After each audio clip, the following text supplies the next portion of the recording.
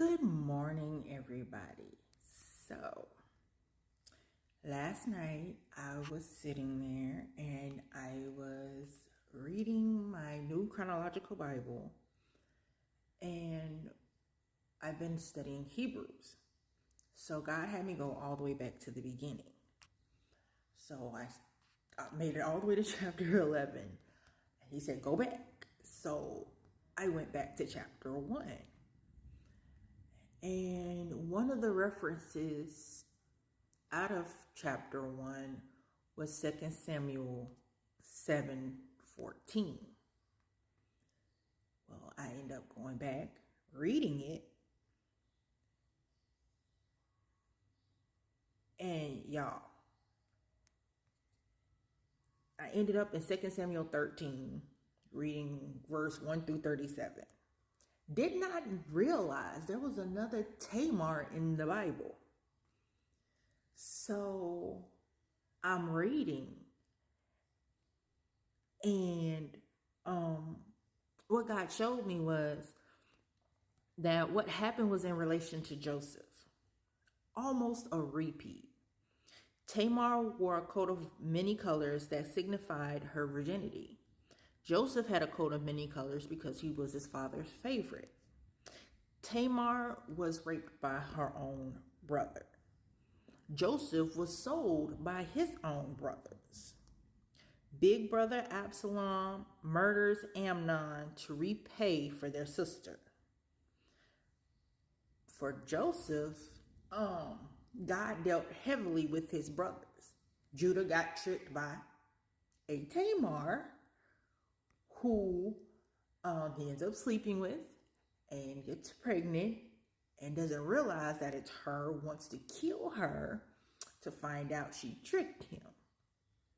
So God was showing me how the sins of the father, grandfather, great-grandfather, great-great-grandfather, how this thing is a lineage type of thing.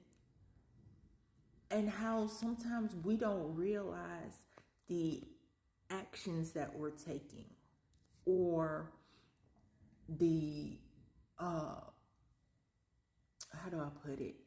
The thoughts that we have or things that we notice in our family. Like, mama might have had a baby young, not any fault of her own. And that child is raised thinking that that's his sister. I come to find out that's his mom. Or the cheating patterns in the family. Or the multiple marriage part of the family.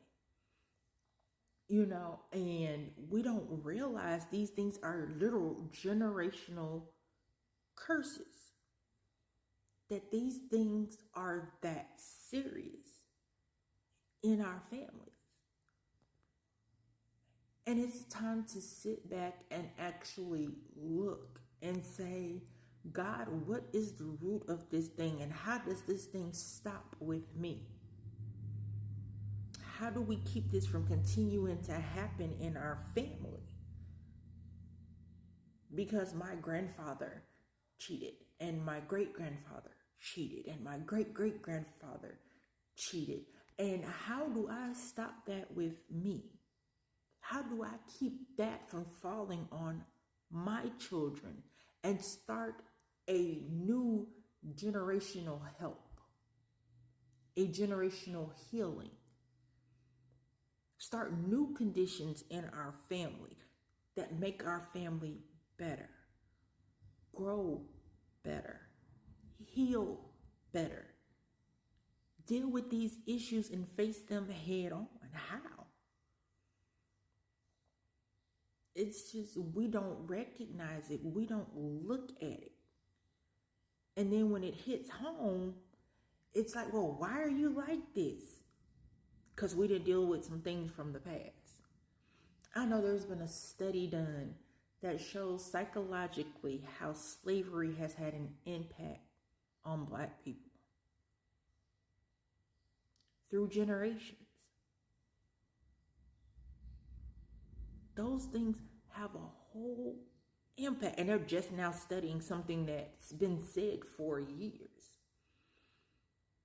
How many psychological issues are having an impact in your family? How many of them are having an impact on you? Ask God to get to the root, show you the root, so it can be dug up, cleared out. Because if you cut the top of a root of a weed off, you leave the root and it grows back.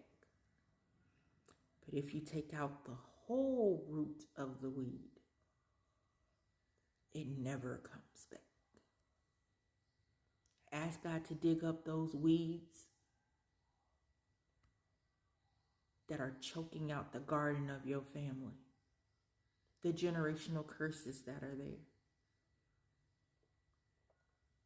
It's time to start killing them. Love y'all. Bye.